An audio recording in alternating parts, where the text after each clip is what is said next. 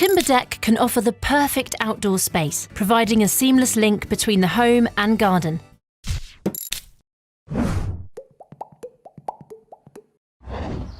How to lay a deck. A timber deck can offer the perfect outdoor space, providing a seamless link between the home and garden, and helping to bring the outside in. Whether you just want to relax in the sun, entertain guests, or you need an attractive feature to break up a large expanse of lawn, decking could be the answer. You'll find a full list of tools and materials you'll need at the end of this video. The key to a successful deck is in the planning. First, you need to decide on the location. Do you want a sunny or shaded location, and is privacy a requirement? If you choose a permanently shady spot, be prepared to clean and treat the wood annually to preserve the timber from damp and prevent algae growth. It's best to avoid very wet areas completely. You'll start by planning your deck to scale on paper. Try to be as accurate as possible, bearing in mind it's the deck boarding that governs the size of the deck. Designing a deck carefully will limit cutting and wastage and will help you to be accurate when ordering the number of boards and structural treated joists you need. If you're planning to add fascia boards to your deck, then remember to factor in their 28mm width into your plans. We would also advise that you plan your deck to fit only whole deck boards, to avoid having to cut a deck board lengthways to fill a gap.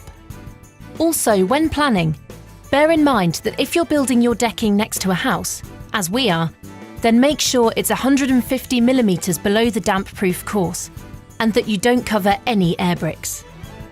An existing patio or concrete base can be used as a solid foundation for a deck of any shape or size. However, if you're laying the deck over lawn, then dig out to a depth of 50mm and cover the ground with Wickes landscaping fabric. You should also add gravel to the fabric to help hold it in place and to further prevent weed growth. On especially soft ground, it's a good idea to use paving slabs bedded on gravel as a simple foundation to support the deck and preserve timber. If the decking will be joining onto a house, as ours is, then the first thing to do is to attach the wall plate to the wall. To do this, start by marking a vertical line that ultimately the end of your joist will be placed against. This will mark the corner of your decking. If you need to plan around a step or a sill, then take an offcut of deck board and hold it up to the lowest part of the sill and draw a line underneath. Then, using a spirit level, draw a level line 10mm lower than your first line to allow for expansion. This line will be your guideline for attaching the wall plate to the wall. Now cut the joist to length. If you do need to avoid any obstacles, such as a pipe, then measure and cut the joist accordingly. Once you have cut the joist that will form your wall plate to length, measure 100mm in from one end and mark the wood. Using a set square to ensure a straight line, draw a vertical line down from your mark. Measure 50mm down from the top of the line and 50mm up from the bottom and mark the wood. This is where you will eventually drill your pilot holes. Repeat this process at 600mm intervals down the length of the wall plate.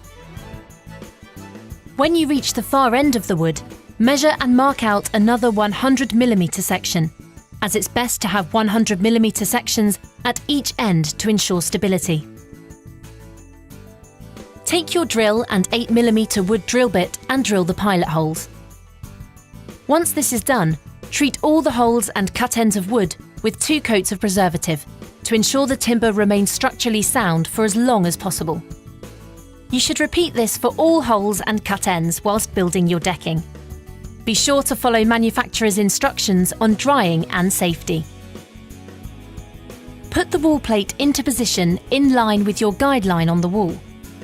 You could either ask for a helping hand to hold it in place, or use packers to support the plank whilst you check that it's level. Before securing the wall plate to the house, double check that the deck board fits beneath the sill. Once you're happy with the positioning of your wall plate, you can drill guide holes into the wall using a 7mm masonry drill bit. It's best to ask someone to hold the wood in place for you whilst you drill your guide holes. Then, move the wall plate away and complete the holes by drilling directly into the wall. Take the wall plugs and insert them into the holes you've drilled. Then move the wall plate back into position, making sure it's still in line with your original corner mark on the wall. Insert 130mm screws through the holes in the wall plate and hang galvanised or plastic washers on the end. You should use enough washers to ensure 10mm of distance between the wall and the wall plate. This will stop water from becoming trapped between the house and the decking. You can then hand tighten the screws into the wall plugs before using a drill and driver bit to secure them. If there's an obstacle, like our drain, then repeat this process to attach the second plate to the wall. Now your wall plate is in position, it's time to build the outer frame of your decking using the decking bearers. To ensure rainwater runs off your deck and away from the house, you need to allow for a slight fall in the level of the deck frame.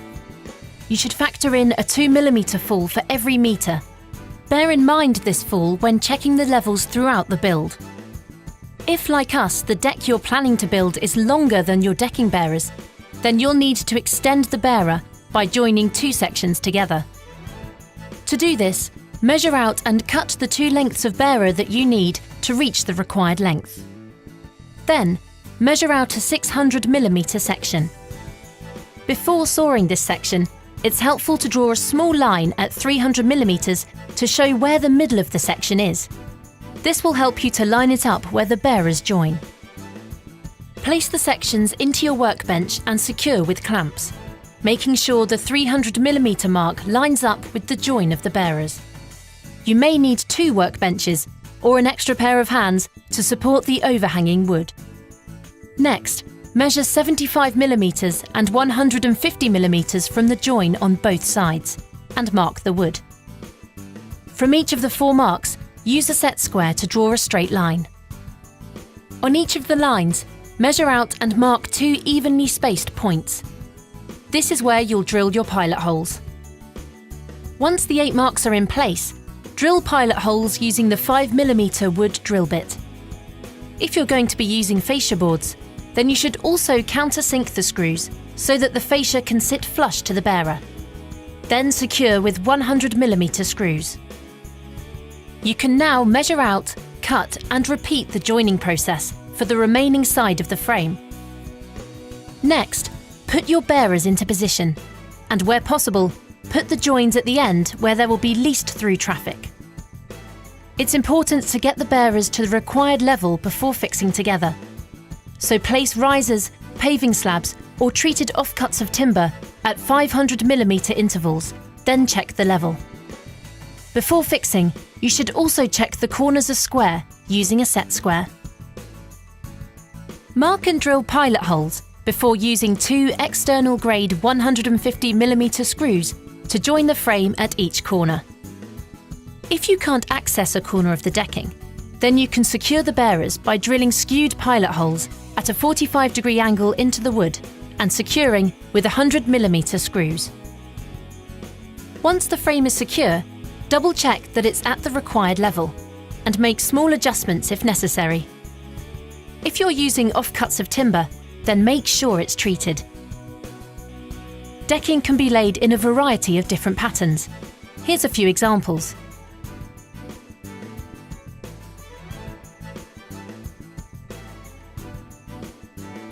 To work out how many internal bearers you need to prepare, you should start by measuring 400mm from the centre of the external bearer and drawing a mark. Then, measure from the mark you made and repeat this at 400mm intervals across the rest of the bearer. If the measurements leave you with a gap of over 400mm at the end, then add an extra support, as it's important not to exceed 400mm spacing. Once you know how many internal joists you need, you can measure and cut accordingly. If you're extending your joists, as we are, then repeat the same process as last time, but with the addition of an extra 600mm section on the opposite side to sandwich the joist in place. This will add additional support to the deck. When doing this, make sure you offset the bolts slightly so they don't come into contact. Now that the joists are prepared, it's time to attach your joist hangers. To do this, secure the joist in your workbench and attach the joist hangers using 30mm exterior screws. To secure the joist to the frame, place it into position with the centre of the joist lining up with the 400mm spacer mark. You need to be sure that the joist is flush with the exterior frame, so either have someone hold it for you or use packers to keep it in place. Use a set square to extend your 400mm guide marker down onto the external face. From this line, measure up 40mm from the bottom and down 40mm from the top and make 2 marks. Drill your pilot holes using an 8mm wood drill bit, followed by countersink holes using the countersink drill bit. Secure with 100mm external grade screws. Repeat this for the rest of the joists, but make sure the top of the joist is flush with the frame before securing. If, like us, you have to secure the joist onto an unexposed side of the frame, then drill 2 skewed pilot holes on each side before securing with screws. Once the joists are in place, you can add the final 30mm screws to each joist hanger. Now it's time to measure out and prepare your noggins. You'll need enough to never exceed a distance of more than 1200mm between noggins. It's also easiest to stagger your noggins, so that you don't have to skew screws to attach them. So bear this in mind when planning where they'll be positioned. To attach them, put the noggin into position and add packers if necessary. Then, start by drawing a line down the centre of the noggin's position on both of the joists it will join to. Measure and mark 40mm from the bottom and 40mm from the top on each side. Next, drill your pilot holes before securing the noggin with 100mm external screws. If you have an obstacle, like we do, then make sure you add extra noggins around it for additional support. Once all the noggins are in place, do your final levelling and ensure the joists are all supported at 500mm intervals. Now you've completed building your frame and are ready to lay the deck board on top of it. If the deck boards will fit perfectly on your decking without having to trim any down, then start laying them by the house. However, if you need to cut a board lengthways, then do it either with a handsaw or circular saw, and place the cut board at the area of least through traffic. Ours is placed by the house, so we need to start laying our boards at the opposite end. We're going to be attaching a fascia board to the decking, so need to allow for an overhang in the board. It's a good idea to pre-drill all fixing points with a 2mm bit to prevent boards from splitting. And if you countersink all drilled fixing points, you'll get a smoother finish, especially at the board ends. Now, fix a 64mm decking screw into the second groove, securing the deck board to the joist beneath. Repeat this process at the opposite end. This will ensure your board is straight. You can now fix the rest of the screws. Because this board is overhanging, screw through the third groove of the outside edge to ensure it's comfortably secured to the joist. When fixing the rest of the boards, always use the second groove in from either side. Make sure to keep spaces even between adjacent boards.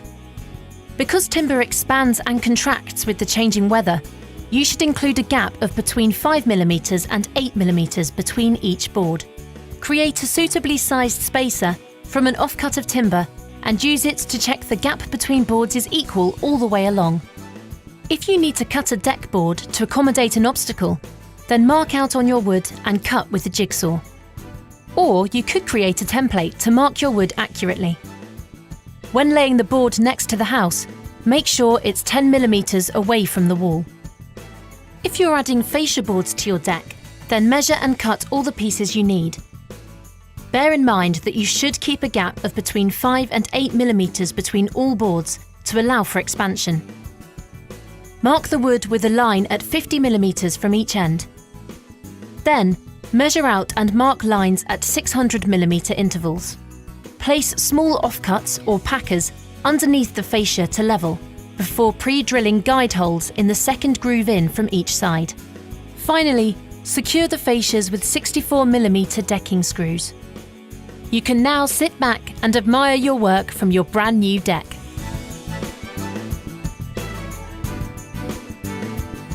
Here's the list of tools you'll need to build your deck. And here are the materials you'll use.